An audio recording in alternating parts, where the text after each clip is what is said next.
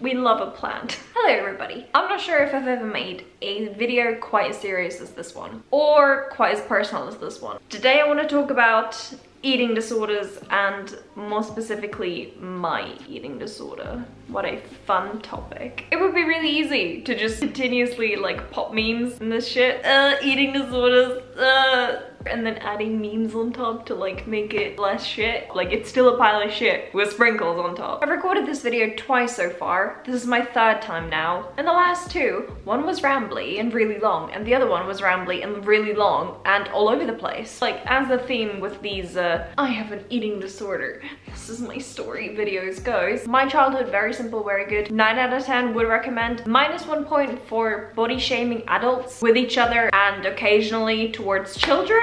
The fuck was up with that? But overall, good childhood, never a picky eater. I loved all food except for like 5 foods, which was like bananas, chocolate. That was a really big one for me. I really didn't like chocolate unless it was like Snickers. But like if you just gave me a bar of chocolate, just a bar of chocolate, I was like, no thank you. Also, I always got shamed for that at children's birthday parties because everybody always made chocolate cake. Body changes came with puberty, you know, the usual like stretch marks. The first thing that happened to me like body changing wise was I got hips. The one thing that I was always kind of jealous of with other people, other than the fact that they had boobs and I apparently didn't, but I mean, I was 14, like chill, you're gonna get boobs. The one thing I was always quite jealous of other people was flat stomachs. I always had this weird like with like flat stomachs. I was always happy to get seconds and dessert and Mars bars, and I remember specifically watching Germany's Next Top Model and eating a Snickers or like 2 just because I was like, well, you're not allowed to have that.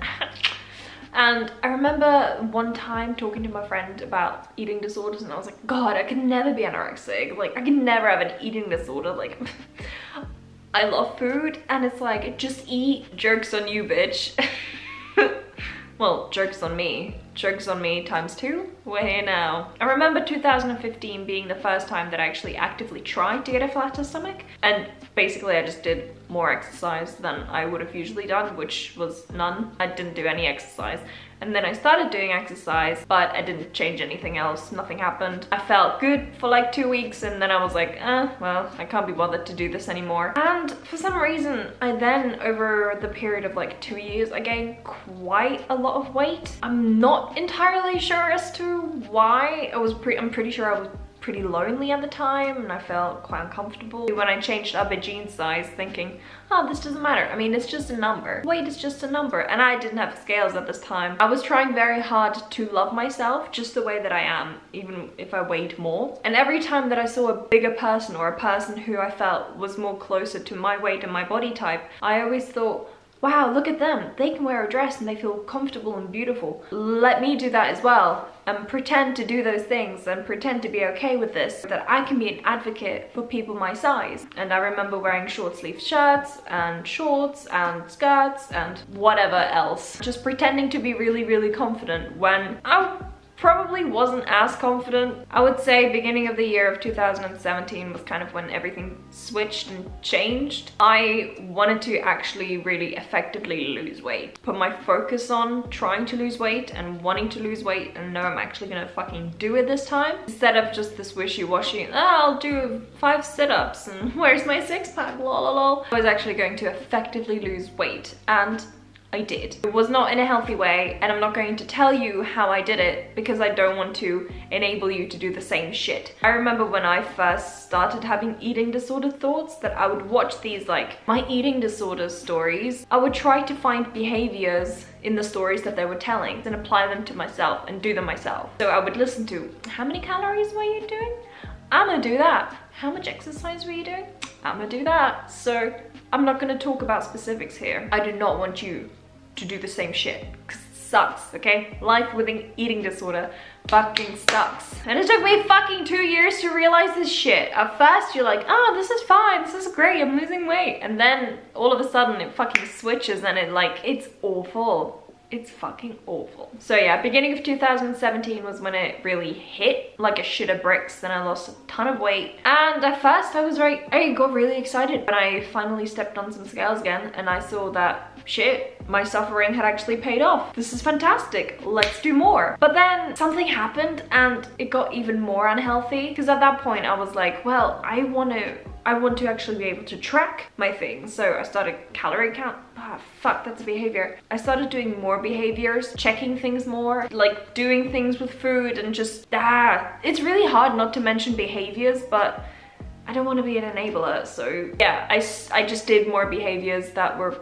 bad for me and for my mental health and for my relationship towards food. I lied to people regarding food. I lied to people regarding what I was doing or how I was losing weight. It was just a bad time, really. And I was also stressed with exams, and it's just blah. It was not good. The only thing that's changed is the behaviors. The main goal of the eating disorder in my brain was always lose weight or at least fucking maintain a very, very low weight. That was like the main thing. My eating disorder told me that if I lost weight or if I stayed at a very low weight, I would be happy and I would have friends and I would, I don't know, have this wonderful, wonderful life. And it's not come true. Like, it ain't true. Why are you lying to me? My eating disorder occasionally switched styles of eating disorders. So it went from wanting to always lose weight, which is like kind of categorized as anorexia. It kind of switched over to binge eating and then to bulimia. And currently it's just back to anorexia, which bulimia was for a very short time, and that was after somebody very dear to me said something very, very triggering to me, and my eating disorder basically took it as a challenge. Oh, so you think that you have it bad? Well, let's see how bad we can make it. So let's say you have a friend and they tell you, you know, I have an eating disorder, I've been struggling with this. Maybe don't say, well, at least you have the losing weight one. It really hurt me, especially from the person that this came from. It really hurt me and I'm about to cry. We're not about to cry in this video, okay? It was a bad time and I felt really vulnerable and unheard. My eating disorder took it as a challenge to say, oh, so you think you have it bad? So you think binging is worse? Well, I'll show you binging and purging, bitch.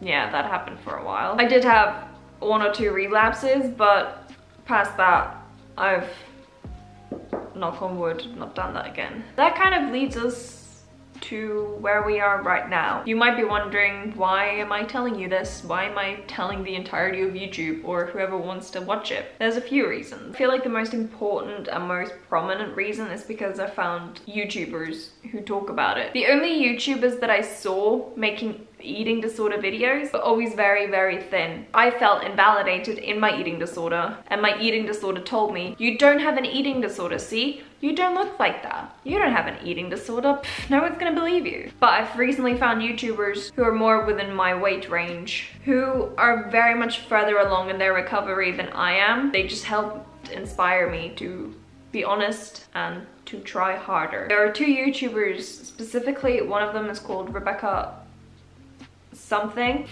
Every day for the next 5 days, I'm gonna be having 1 burger and 1 slice of cake. To have a burger and cake every day for the next 5 days is gonna be a real challenge for me. It's also gonna be a really efficient way to normalize this.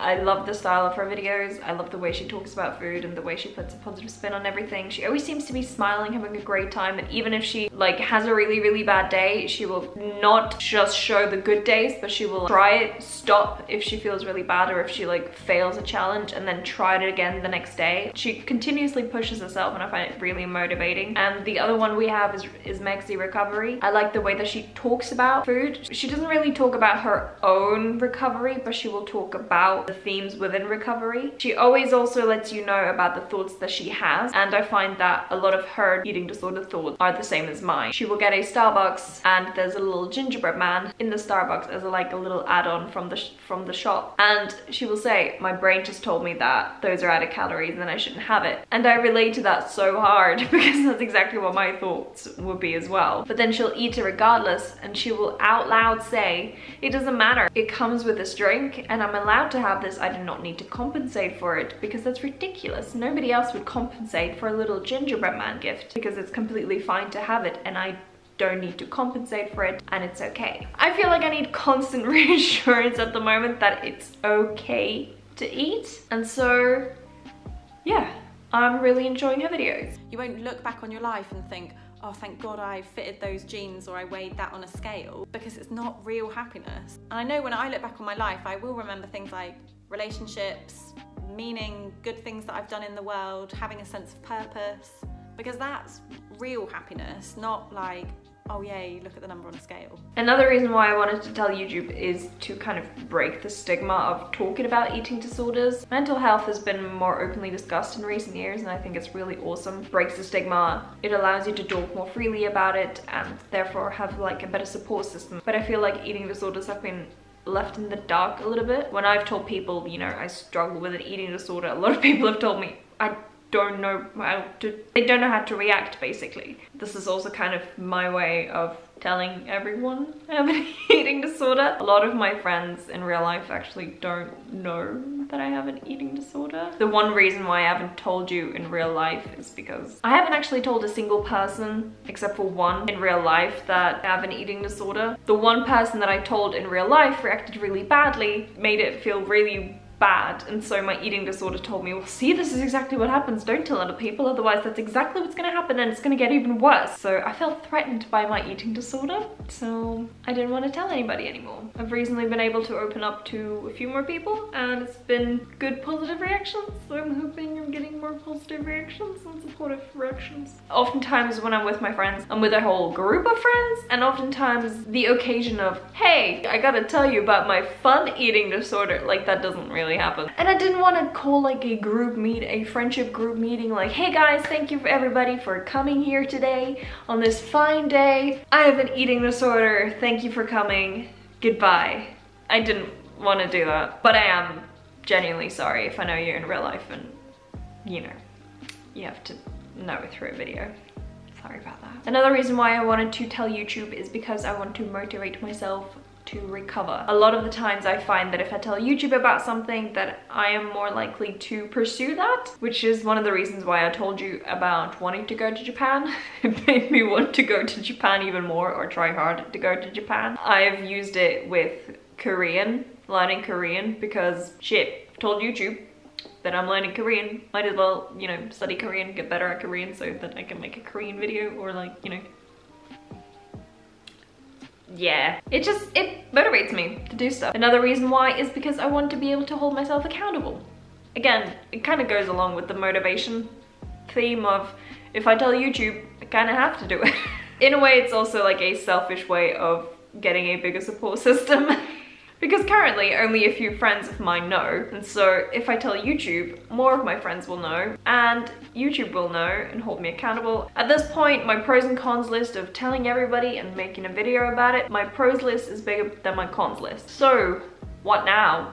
What happens now? I'm not gonna like turn this entire channel into an eating disorder channel. Like, I'm not gonna do that. I'm still gonna talk about languages, I'm still gonna talk about travel, life in Switzerland, you know, that kind of thing, and whatever else I'm currently interested in. But I'm also going to be probably making some maybe challenging food fear videos, or in general recovery videos. And the only other thing that's going to change is people will know more about the fact that I have an eating disorder, which, what do you do? That's like the whole point of me making this video. I feel like that's kind of all I have to say. So if you have any questions, you can ask me in the comments. If there's, you know, enough, I might make a Q&A about it. I don't know. So this is the end of my video. I hope you enjoyed it. If you did, you can stick around till when I make a new one. I hope you drink lots of water, get lots of sleep, and this is the end.